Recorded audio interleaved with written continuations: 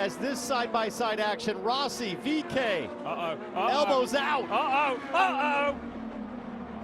Big Whoa! lookout. That could have been ugly, and Will Power says, thanks, I'll take 2 positions off you. What's wrong with Alexander Rossi? This is a question that has been asked for much of the last 5 years. Before that, Rossi was considered one of the next all-time Indy greats possibly. He won the 100th running of the Indy 500. He nearly beat Scott Dixon head-to-head for the 2018 title, and has pulled off countless daredevil moves throughout the circuit in his early years. We're on board with Rossi. That's Colton Hurd up ahead. Below the white line on entry, and he came. Oh my God, that was close. Wow, what a save. But since his win at Road America in 2019, it has been anything but a bed of roses for him. After 4 consecutive years of winning at least one race, 2020 marked a trialing time for the California driver. Whilst he did grab 5 podiums in the 14-race shortened season, he went winless and put up the worst average finish of his career to that point. Now this was during the plague season, so many wrote it off as distractions from that, contributing to the downturn, and rightfully so. But in 2021, Rossi regressed further. He only had 1 podium coming at Portland, a measly 2 laps led, and a finish of 10th in overall standings. This was one of the worst seasons of his career to that point, only being behind his rookie season. And Rossi and the 2017 team had become a far cry from what they were in 2018 and 19. Those years they put up at least 7 podium finishes, and led well north of 100 laps. Now he was lucky to even approach that number, and finished top 3 only 6 times across the last 3 seasons.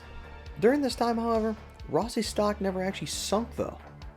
He was rumored after 2019 to possibly go to Penske in an open seat there, but that opportunity had now gone away. But most fans and drivers still respected him as being a very capable driver, and rightfully so.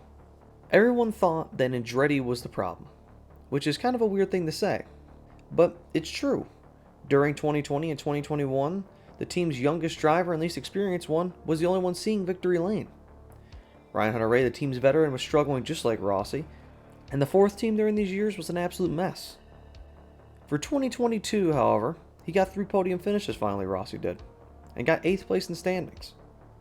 He captured his first win in 3 years at the Indy GP in August, and this came shortly after the news of his departure from the team though. After the 2 disappointing seasons, it was decided that he would be moving to the emerging Mclaren team. A team that, whilst Andretti has sunk into the doldrums, they have risen to the top.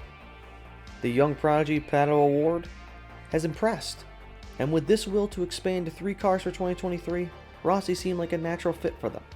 He packed his bags after the season and moved to the Chevrolet power plants. He started off the season with a 4th place, and hype was swelling. It was Rossi's best finish at St. Pete since 2018, where he finished 3rd there that year. Same season he almost beat Dixon for the title. But then, reality came crashing down with his new 7 ride. He finished 22nd at Texas after a pit road collision, ironically involving his old car at Andretti, now driven by Kyle Kirkwood. At the next race at Long Beach, his former car was leading on the white flag, and whilst Rossi was running 7th, he would miss a corner and end up finishing 22nd, flying head-on into the tire walls. His former car would win the race, but that didn't deter them. They put up respectable numbers. 8th, 3rd, a top 5 in the Indy 500, but after one more top 5 at Detroit, that's really been it. In the last 6 races, he has an average finish of 13th, and he has sunk to 11th in standings, tying, if this were to stay the same, his worst points finish of his career. Meanwhile, Kirkwood has won in his former car twice now this year, including the most recent race at Nashville. And whilst that's the team's only podium finishes in 2023, it's still more than Rossi.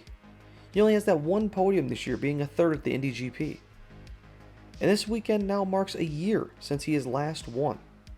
And we're coming to the circuit's only repeat road course, and home to Rossi's best finish of this year earlier. It's also home to his only win in now 4 years. Perhaps redemption is on the table? Well, regardless, the 7th team needs to turn it around sooner rather than later. Before the year, he was apparently considered to replace the 3rd McLaren driver Felix Rosenqvist, instead of joining as a 3rd team.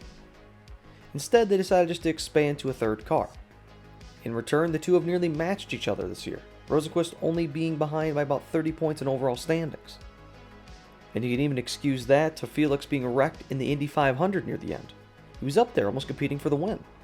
But regardless of that, the two of them sit well behind Ward and the 5 crew, who've been far and away the best team at McLaren. So this comes back to the beginning. What is wrong with Alexander Rossi? Where has the performance gone? Well, it could be that McLaren expanded to 3 cars was a little too much for them. It's overwhelmed the team, and they're trying to catch up throughout the entire season. Is it possibly that maybe Brian Barnhart and Alexander Rossi's chemistry when they moved over from Andretti to McLaren is starting to clash, and they're not jiving as much as they once were? Could be that. Regardless, if Rossi doesn't pick it up this year or even next year, either a massive shakeup needs to be in place, or perhaps people will start questioning the driver, which I still don't think is true. I still know there is a fantastic driver in Alexander Rossi, one that can marvel us again like he did in 2018 and 19. He just needs to find it again. And if he does find it, McLaren has got a great driver for the next decade, possibly.